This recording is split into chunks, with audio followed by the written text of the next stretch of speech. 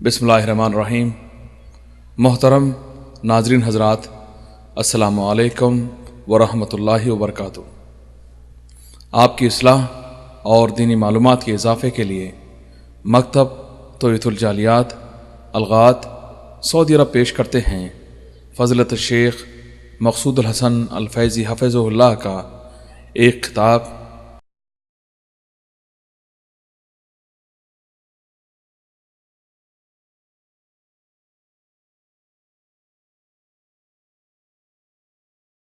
अऊज़ु बिल्लाहि मिनश शैतानिर रजीम। मैं अल्लाह की पनाह में आता हूँ शैतान मरदूद से। वत्लु मा ऊहिय इलैक मिन किताबि रब्बिक ला मुबद्दिल लिकलिमातिही वलन तजिद मिन दूनिही मुल्तहदा वस्बिर नफ्सक मअल लज़ीन यदऊन रब्बहुम बिलगदाति वल अशिय्यि युरीदून वजहह ولا تعد عيناك عنهم تريد زينة الحياة الدنيا ولا تطع من أغفلنا قلبه عن ذكرنا واتبع هواه وكان أمره فرطا۔ تیری جانب جو تیرے رب کی کتاب وحی کی گئی ہے اسے پڑھتا رہ، اس کی باتوں کو کوئی بدلنے والا نہیں، تو اس کے سوا ہرگز ہرگز کوئی پناہ کی جگہ نہ پائے گا، اور اپنے آپ کو ان لوگوں کے ساتھ رکھا کر جو اپنے پروردگار کو صبح شام پکارتے ہیں، اس کی رضامندی اور خوشنودی چاہتے ہیں۔ خبردار تیری نگاہیں ان سے نہ ہٹنے پائیں کہ دنیاوی زندگی کے ٹھاٹ کے ارادے میں لگ جا۔ دیکھ اس کا کہنا نہ ماننا جس کے دل کو ہم نے اپنے ذکر سے غافل کر دیا ہے، اور جو اپنی خواہش کے پیچھے پڑا ہوا ہے، اور جس کا کام حد سے گزر چکا ہے۔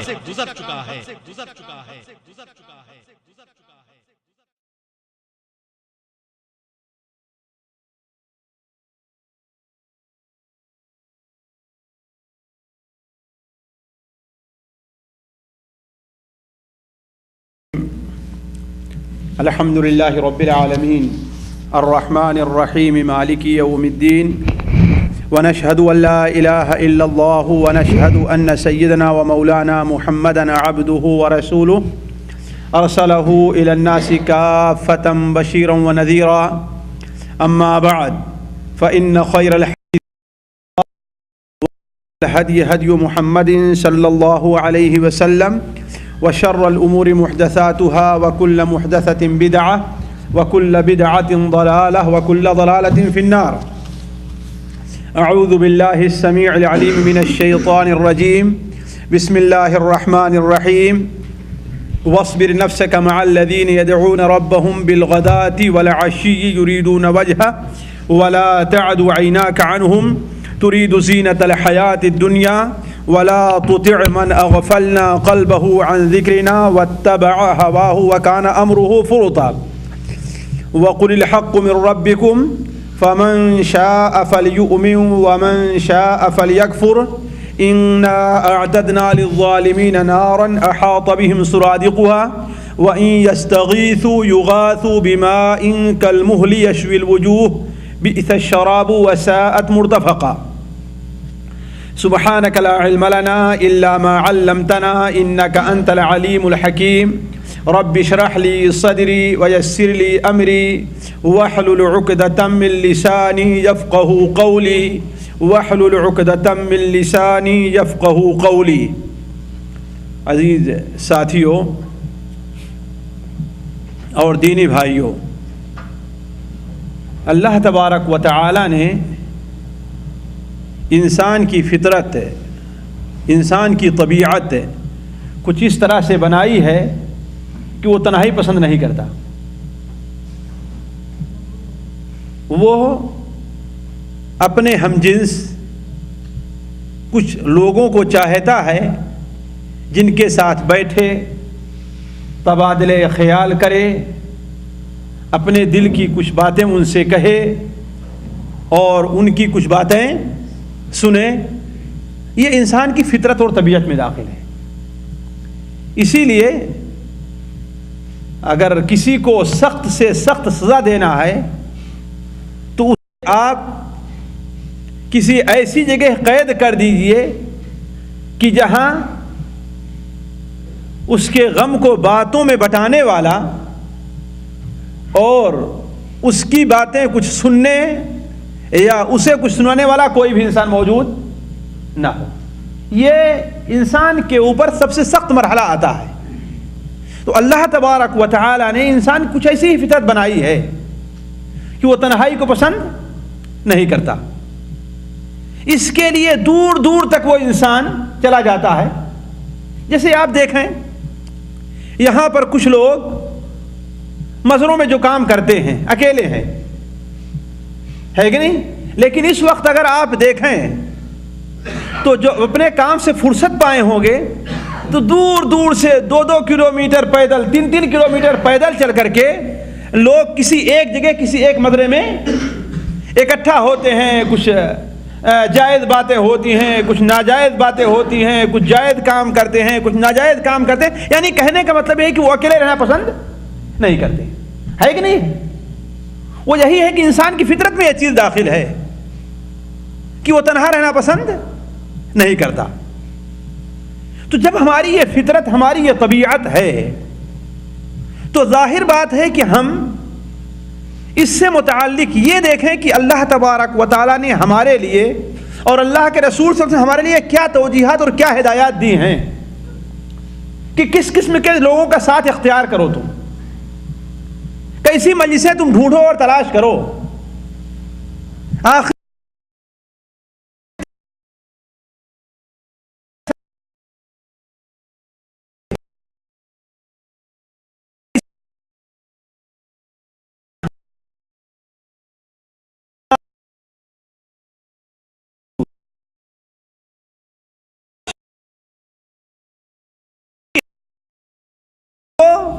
کسی سے بھی کوئی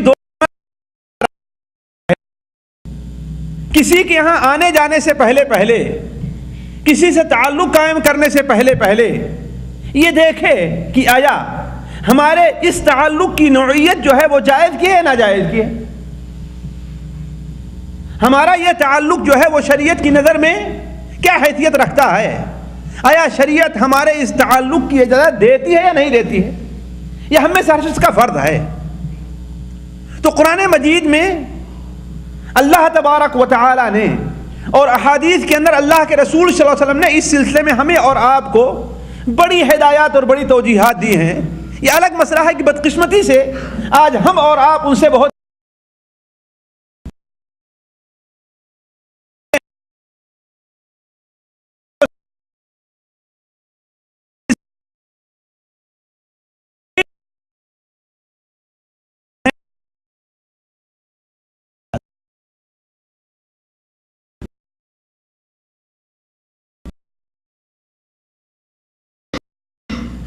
اس مجلس میں گفتگو کرنا چاہا ہے کہ دیکھیں کہ آیا اللہ تعالی ہمیں اس سلسلے میں کیا ہدایات دیتا ہے, کس قسم کے لوگوں سے تعلقات رکھنے, ان کے ساتھ اٹھنے بیٹھنے کی ہمیں ہدایت دیتا ہے, اور کس قسم کے لوگوں کے تعلقات سے ہمیں اور آپ کو منع فرماتا ہے.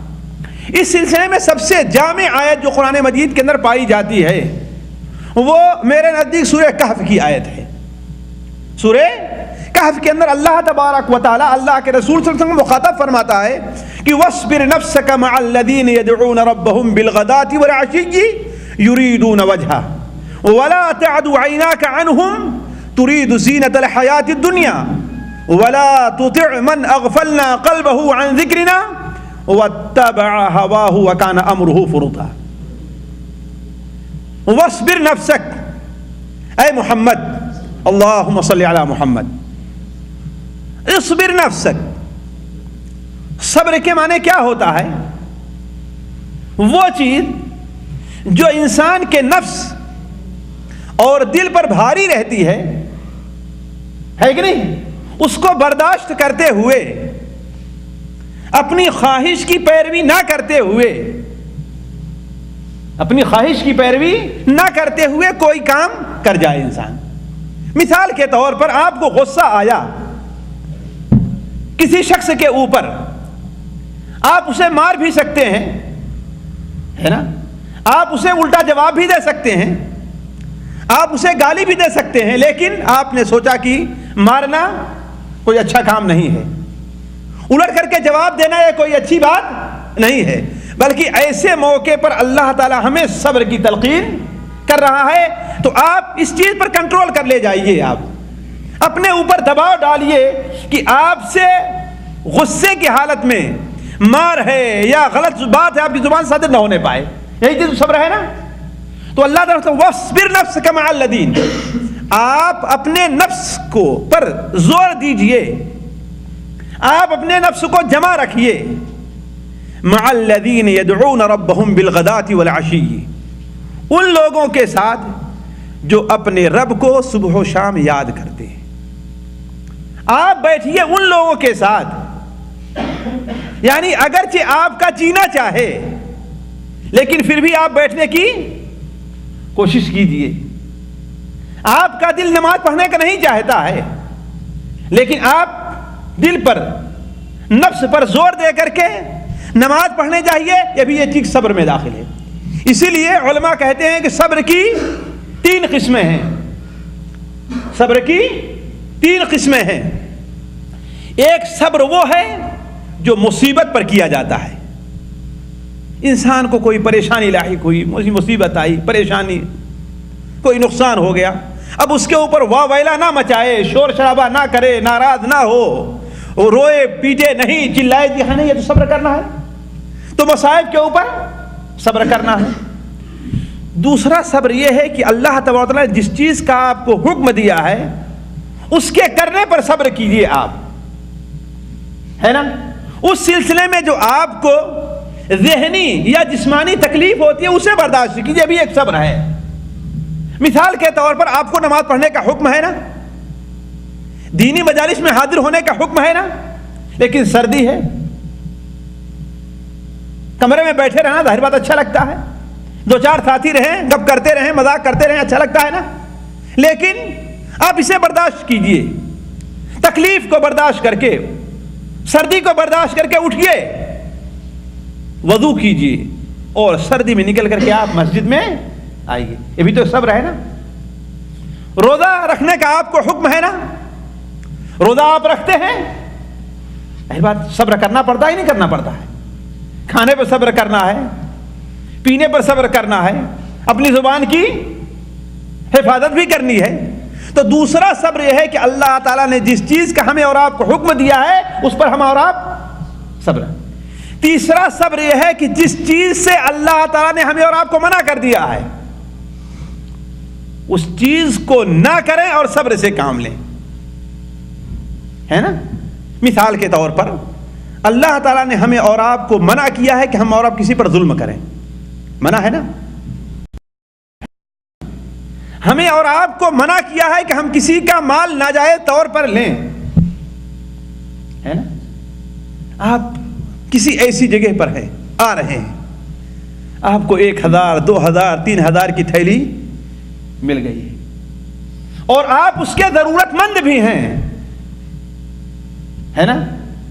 آپ کو اس کی حاجت بھی ہے، آپ کے اوپر قرض بھی ہے، کوئی انسان نہیں دیکھ رہا ہے اللہ تبارک و تعالیٰ کی ذات کے علاوہ کوئی دیکھ نہیں رہا ہے. آپ ہے کہ نہیں. لیکن آپ یہ سوچیں کہ نہیں میں نہیں لوں گا، میں اس تنگی پر صبر کر لوں گا جو تنگی ہمارے اوپر ہے، لیکن اس ناجائز مال کو میں نہیں لوں گا. کسی نے آپ کو کوئی بات کہہ دی، آپ کو غصہ آ گیا، آپ اسے مار بھی سکتے ہیں، اسے الٹا جواب بھی دے سکتے ہیں، لیکن آپ صبر کر لے جائیں. کیوں؟ اس لیے کہ مارنا کیا ہے آپ کے لیے جائز نہیں ہے. تو اللہ نے جس چیز سے منع کیا ہے اس چیز سے رک کر کے انسان صبر کرے. تو یہ صبر کی 3 قسمیں ہیں ساتھیوں، صبر کی 3 قسمیں ہیں. تو اللہ کے رسول صلی اللہ علیہ وسلم کو حکم ہو رہا ہے کہ وَاصْبِرْ نَفْسَكَ مَعَ الَّذِينَ يَدْعُونَ رَبَّهُمْ بِالْغَدَاةِ وَالْعَشِيِّ. آپ اپنے نفس کے اوپر زور دیجئے، آپ صبر سے کام لیجئے ان لوگوں کے ساتھ بیٹھنے میں جو صبح و شام اپنے رب کو یاد کرتے ہیں. یہ میں بتانا چاہ رہا ہوں کہ یہ حکم کیا ہمیں اور آپ کو آپ اچھی طریقے سے جانتے ہیں. قرآن مجید میں عمومی طور پر جو حکم ہے، اگر اللہ کے رسول صلی اللہ علیہ وسلم کا حکم ہے اور وہ معاملہ آپ کے ساتھ خاص نہیں ہے تو وہ حکم کس کو ہے؟ ساری امت کو ہے. وہ حکم کیا ہے؟ ساری امت کو ہے. یا ایھا النبی جاہد الکفار والمنافقین، اے نبی کافروں اور منافقوں سے جہاد کرو. تو صرف اللہ کے رسول کو یہ حکم ہے کہ ساری امت کو یہ حکم ہے؟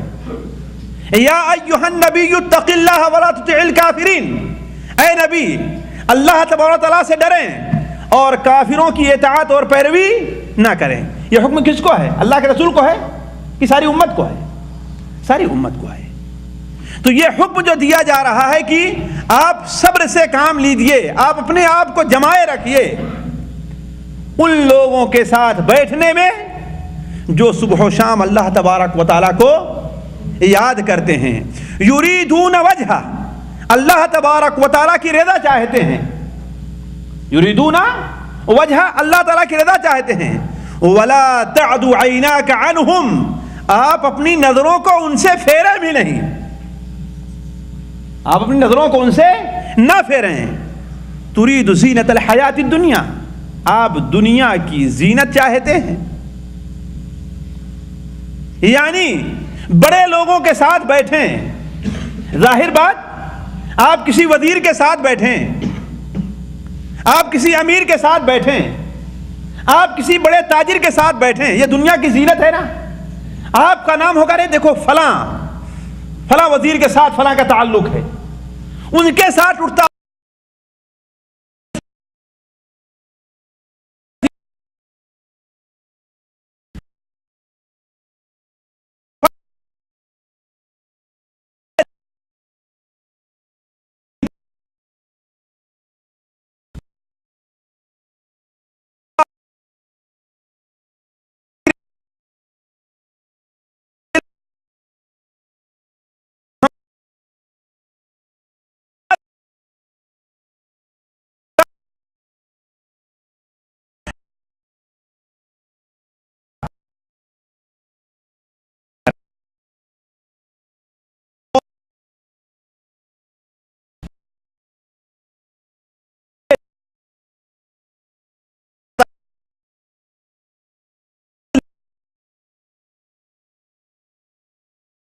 آیت کے اندر آپ دیکھیں کہ اللہ کے رسول صلی اللہ علیہ وسلم کو اللہ تبارک و تعالی حکم دے رہا ہے کہ جو لوگ اللہ تبارک و تعالیٰ کا کیا ذکر کرتے ہیں، اللہ تعالیٰ کی رضا مندی کے لیے کسی مجلس کے اندر بیٹھتے ہیں، آپ وہاں پر جائیے۔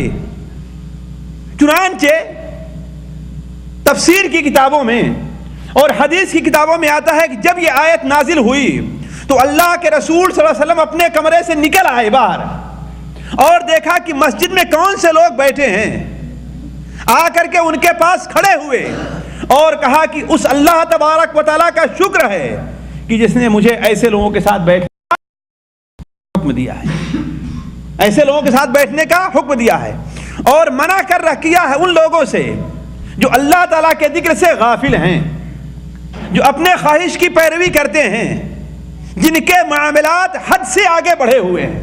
3 صفات بیان کی ہے جن کے ساتھ بیٹھنا جائز نہیں ہے۔ کے ذکر سے غافل ہیں وہ لوگ، بے نمازی ہیں، روزہ نہیں رکھتے، قرآن مجید کی تلاوت نہیں کرتے، ان کی مجلسیں اللہ تعالیٰ کے ذکر سے خالی رہتی ہیں، ایسی مجلس میں نہ بیٹھیے۔ دوسرا وہ شخص واتبع ہواہ، جو اپنے خواہش کی پیروی کرتا ہے، یعنی اس کے نزدیک حلال وہ ہے جو اس کا دل کہے، حرام وہ ہے جو اس کا دل نہ چاہے، ایسے شخص کے بھی آپ ساتھ نہ بیٹھیے۔ وَكَانَ أَمْرُهُ فُرُطًا، اور وہ شخص جس کا معاملہ حد سے گزرا ہوا ہے اس کے ساتھ بھی آپ نہ بیٹھیے۔ تو یہ آیت اصل ہے کہ ہمیں اور آپ کو قرآن مجید میں کیا حکم دیا جا رہا ہے، کس قسم کی مجلسوں کو ہم اور آپ اپنائیں، اور کس قسم کے دوست اور ساتھی بنائیں، اور کس قسم کی مجلسوں سے ہم اور آپ دور رہیں، اور کس قسم کے لوگوں کو دوست اور ساتھی سے بتانے سے بچتے رہیں۔ اللہ کے رسول صلی اللہ علیہ وسلم نے قرآن مجید میں اسی چیز کو ایک بہترین حدیث شریف کے اندر ایک بہترین مثال سے پیش کی ہے۔ مثال کتنی بہتر ہے، صحیح بخاری اور صحیح مسلم کے اندر حضرت ابو موسیٰ اشعری رضی اللہ عنہ کی روایت ہے کہ اللہ کے رسول صلی اللہ علیہ وسلم نے ارشاد فرمایا، انما مثل الجلیس السوء وجلیس الصالح کحامل المسک ونافخ الکیر۔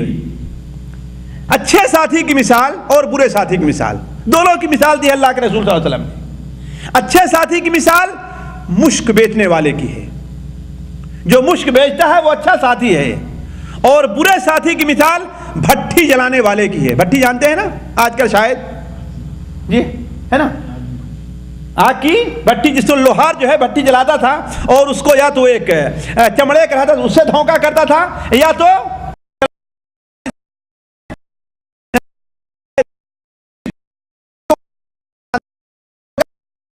ظاہر بات تو بجلی اور کرنٹ کے زمانے میں پیدا ہوئے، انہیں اس کا اندازہ کم ہوگا، لیکن جو اس سے پہلے انہیں اچھی طریقے سے اندازہ ہوگا کہ لوہار کس طریقے سے بھٹی اپنی جلاتا ہے۔ تو جو نیک ساتھی جو ہے اس کی مثال کیا ہے؟ مشک فروش کی ہے، اور برا ساتھی اس کی مثال کیا ہے؟ بھٹی جلانے والے کی۔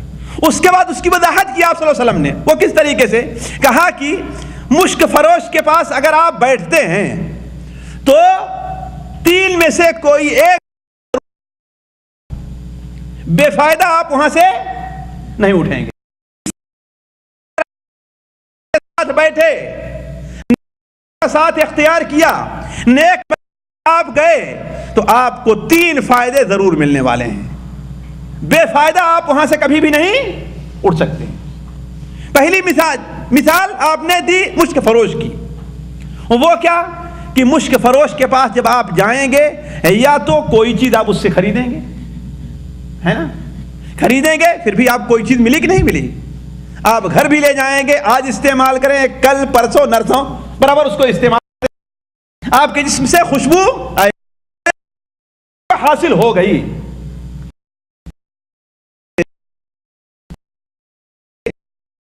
دینی مجلس میں جائیں گے، دینی مجلس میں جائیں گے، عالم کے پاس جائیں گے، وہ کوئی درس دے رہا ہوگا، درس دے رہا، کسی دینی مجلس میں کہ آپ اس سے کوئی سوال کریں گے، کوئی آپ کو کوئی دینی حکم معلوم ہو جائے گا اور بھری بات معلوم ہو جائے گی۔ آئی بات سمجھے نا؟ یعنی مشک خریدیں گے، اس کے مقابل میں کیا ہے کہ آپ کو علم حاصل ہوگا، اور اگر مشک فروش سے آپ نے مشک نہیں خریدا تو آپ اگر اس کے پاس بیٹھتے ہیں تو ہو سکتا ہے آپ کو تھوڑا سا بطور ہدیہ دے دے، ہوتا ہے کہ نہیں ہوتا ہے، ہدیے کے طور دے دے۔ مجھے اچھی طریقے سے یاد ہے کہ میں دلی ادھر فروش تھے، ان کے ساتھ میرے تعلقات تھے، میں گھر جب جانا چاہتا تھا تو ان کے یہاں سے عطر وغیرہ لے کے جایا کرتا تھا، تو کبھی ادھر سے میرا گزر ہو اور میرا موڈ کچھ لینے کا نہیں ہے تو دور سے بلاتے کہ یہاں پر آؤ، یہاں مولانا یہاں آؤ، کیا ہے کم سے کم تھوڑی سی خوشبو لگا دیں، آپ کو تو جائیے، تھوڑی سی خوشبو تو آپ لگا لیجئے۔ چنانچہ اس وقت آپ لوگ جانتے ہیں کہ عطر کا فاہا چلا کرتا تھا، روئی رہتی تھی نا، رکھ لیا کرتے تھے، تو ایک وہ تیلی اس طریقے سے لیا کرتے تھے، اور ادھر سے روئی لگائے اور ادھر روئی لگائے، دونوں طرف روئی چھوٹی لگا کر کے عطر کی شیشی میں ادھر اور دوسری میں ادھر ڈبویا اور کہا کہ لیجیے آپ جائیے، لیجیے جائیے۔ تو عطر فروش سے آپ نے کچھ خریدا نہیں، کیا دے گا؟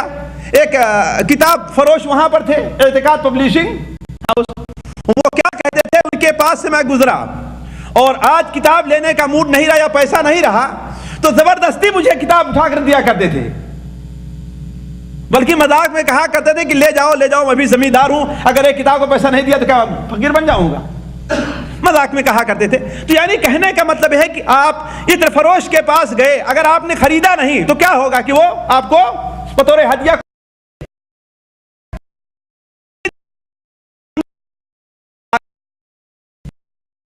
نہیں پوچھا، آپ نے کچھ نہیں پوچھا، مولوی صاحب چپ چاپ بیٹھے ہیں، ان کا کچھ بتانے کا موڈ بھی نہیں، تقریر بھی نہیں کر رہے ہیں، لیکن کوئی شخص آیا اور اس نے کوئی سوال پوچھ لیا، کوئی سوال پوچھا، ظاہر بات مولوی صاحب اس کا جواب دیں گے نہیں جواب دیں گے،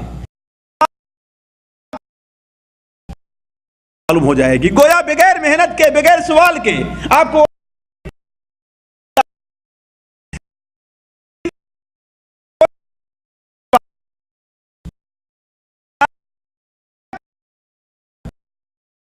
جب تک آپ وہاں پر بیٹھے رہیں گے آپ کو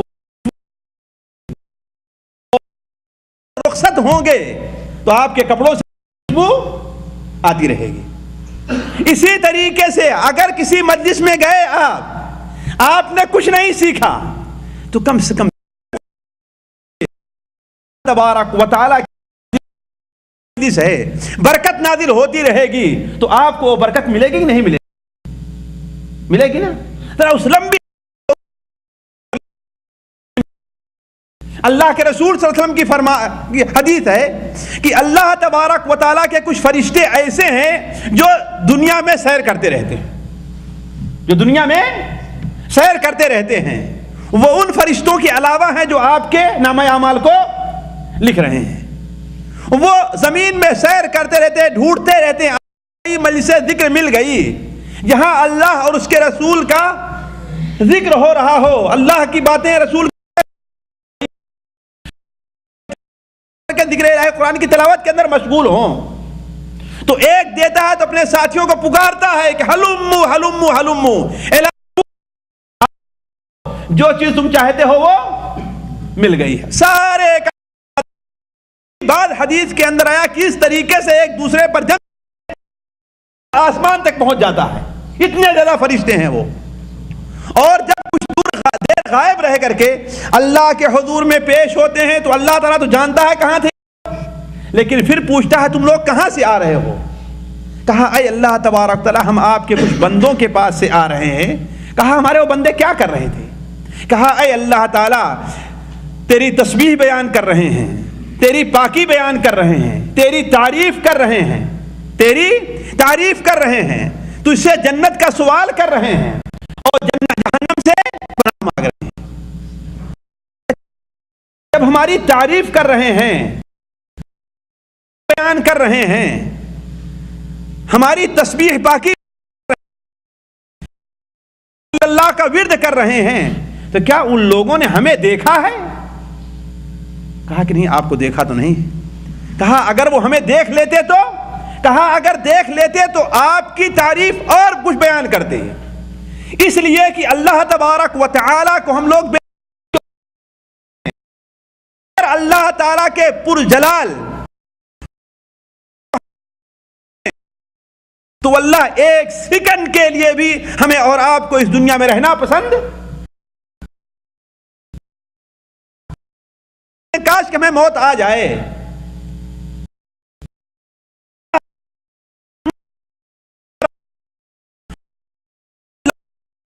اللہ والحمد للہ لا الہ الا اللہ واللہ اکبر۔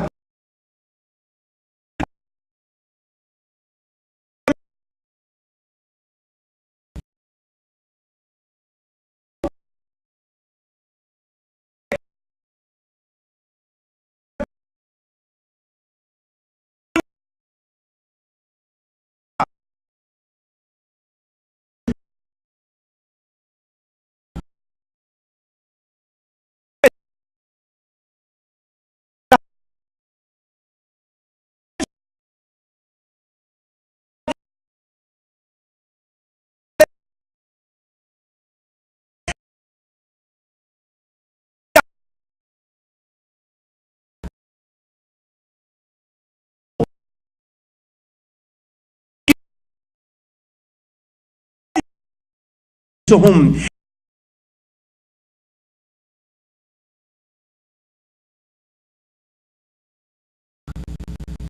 اگر دینی مجلس کے اندر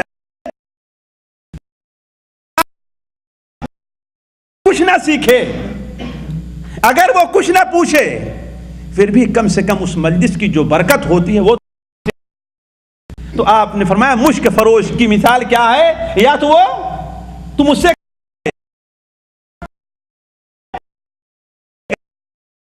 کم سے کم وہاں جب تک بیٹھے رہو گے تمہیں اچھی خوشبو تمہیں۔ اور بھٹی جھونکنے والے کیا مثال دیا آپ نے؟ کہا کہ دو سورج وہاں پر بیٹھے ہو،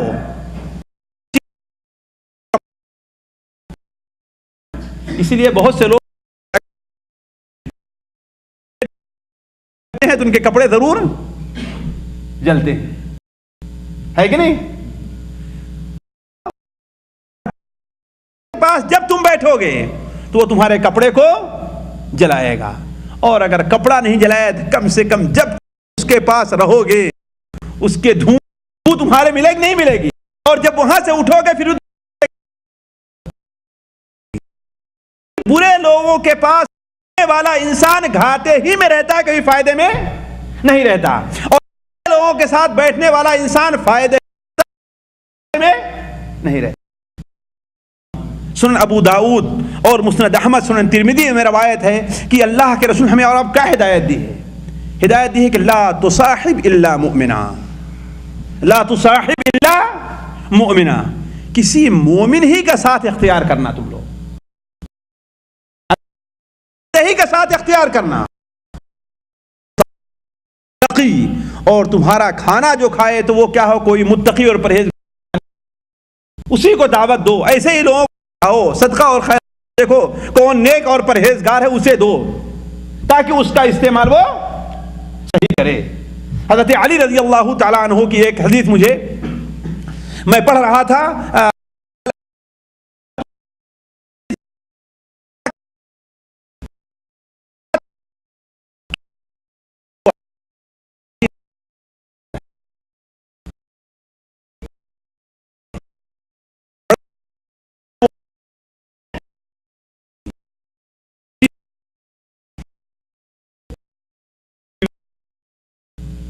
سلجھی ہوئی بیوی مل جائے، اور گھر کی بربادی کا بہت بڑا سبب کیا ہوتا ہے، اگر کسی کو کوئی اچھی عورت مل جائے تو، اور بسا اوقات ایسا ہوتا ہے کہ میاں کو گھر میں اچھا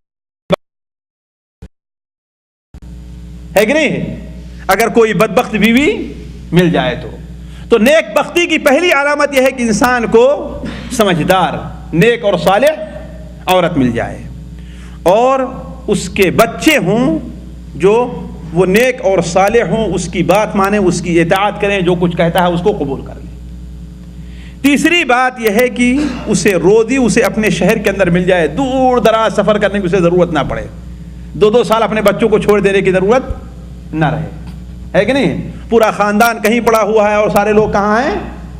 کہیں پر ہیں۔ ظاہر بات یہ نیک بختی ہے نا، اگر کسی کو اپنے یہاں رہ کر کے نمک روٹی اور اچھی طریقے سے کھانا پینا مل جائے تو بڑی اچھی ہے نا۔ اور تیسری چیز یہ ہے کہ وَإِخْوَانُهُ صَالِحِينَ، اس کے دوست اور ساتھی جو ہوں وہ کیا ہوں؟ نیک اور صالح۔ کیوں نیک اور صالح ہوں گے؟ تو اسے دنیا کے اندر بھی خوش بختی ہے اور آخرت کے اندر بھی خوش بختی ہے۔ تو ساتھیوں میں آپ سے عرض کر رہا تھا کہ اسلام اور شریعت ہمیں اور آپ کو یہ حکم دے رہی ہے، شریعت اختیار کریں اور برے لوگوں کے ساتھ سے دور رہیں۔ آپ کے سامنے اب مزید اس کی اہمیت کے پیچھے نہ جا کر کے یہ تھوڑا سا بیان کریں گے کہ نیک کا کیا فائدہ ہے اور برے ساتھ کا کیا نقصان ہے، تھوڑی سی مثال کے ساتھ، اس لیے کہ یہ چیز لوگوں کو سمجھ آسانی سے آئے گی کہ نیک لوگوں کا ساتھ اختیار کرنے کا کیا فائدہ ہے۔ دیکھیے، پہلا فائدہ تو یہ ہے کہ نیک لوگوں کا ساتھ کوئی انسان جب اختیار کرے گا تو اس کی صحبت فائدے شرع کے اندر آپ کے سامنے تعلیم حاصل کریں، نیک لوگوں کے ساتھ بھلی بات بتائیں گے، نیک لوگ اچھی بات بتائیں، کوئی بری بات اسے بری بات بتانے والا کبھی بھی انسان نیک نہیں ہوتا ہے۔ نیک لوگوں کے تو اور نیک لوگوں کے مجلس طرف چل کر کے کوئی انسان جائے اور اچھی بات سیکھنے جانا چاہتا ہے تو اس کی صرف ایک حدیث بس۔ طب کے اندر حضرت ابو امامہ کی روایت ہے کہ جو انسان کسی مسجد کی طرف جائے، مقصد جو ہے دین سیکھنا ہے اور علم سیکھنا ہے تو مکمل حج کا ثواب ملتا ہے۔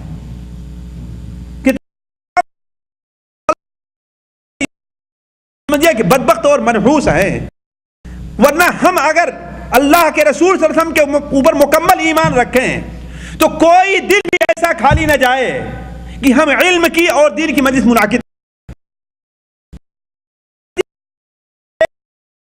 وہ بھی بہت سے لوگوں کے اوپر بھاری پڑتی ہے، بہت سے لوگوں پر بھاری پڑتی ہے۔ دنیا بھر کا بہانہ، دنیا بھر کے کام ان کے نزدیک نہیں ہے، بلکہ وہاں جا کر کے غلط چیز ہی سیکھیں گے، زیادہ اہم رہا کرتا ہے۔ لیکن ایسی مجلسوں میں آنا ان کے نزدیک رسول کی حدیث ہے۔ اور میں آپ لوگوں سے بتا دوں کہ میں عمومی طور پر کہ کلی طور پر کوشش ہمیشہ یہ رہتی ہے کہ ایسی حدیث آپ کے سامنے نہ رکھوں جو ضعیف، کوئی بھی حدیث آپ کے سامنے رکھوں تو وہ حدیث اللہ کے رسول فرمایا کوئی انسان مسجد صرف اس لیے جاتا ہے، مسجد میں صرف اس لیے آیا کہ وہ کوئی بات سیکھنا یا سکھانا چاہتا ہے،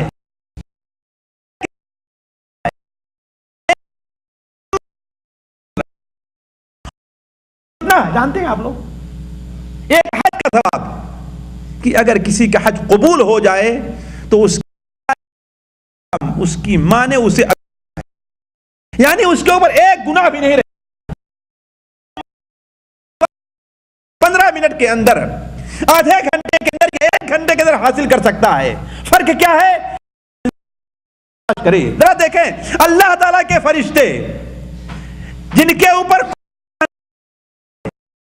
وہ 7ویں آسمان سے اتر کر کے اس دنیا میں چاروں طرف گھومتے اور ٹہلتے ہیں، کس لیے؟ تاکہ انہیں کوئی ذکر کی مجلس مل جائے۔ اور ہم اور آپ اس دنیا میں رہ کر کے فرصت ہے، وقت ہے، ہر چیز مہیا ہے، لیکن کتنی بڑی بدبختی ہماری اور آپ کی ہے کہ ایسی مجلسوں کے اندر آنا ہمارے اور آپ کے لیے ہمارے اور آپ پر بڑا بھاری رہا کرتا ہے۔ تو پہلی چیز یہ ہے کہ انسان اچھے لوگوں کے ساتھ بیٹھے گا، اچھی مجلس میں جائے گا تو کوئی بھلی بات سیکھے گا۔ اگر کچھ نہیں، زیادہ نہیں سیکھا تو کم سے کم کوئی ایک فائدہ لے کر کے تو اٹھے گا اس مجلس سے کہ نہیں اٹھے گا؟ اور ایک فائدہ حاصل ہو گیا، دنیا میں بھی فائدہ ہے۔ واللہ میں آج سے 7 سال پہلے، بلکہ کویت سے ایک پرچہ نکلتا المجتمع، اس کے اندر ایک ہم نے قصہ پڑھا، اور بالکل ایسا قصہ جو قریب میں پیش آیا تھا، اور اسے پڑھ کر کے میں اش کر کے رہ گیا۔ دیکھیے اللہ تعالیٰ کی ذات یہ ہے کہ جو انسان بسا اوقات ایک بھلی بات سیکھ لیتا ہے، لیکن وہ بھلی بات اسے دنیا کے اندر بھی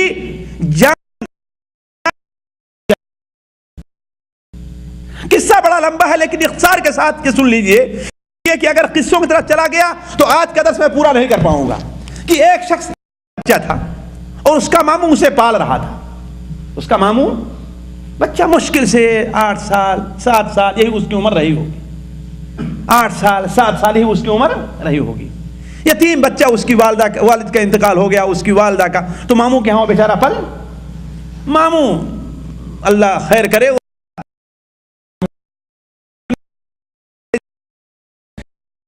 تھا، اور اگر کوئی غلطی ہوئی تو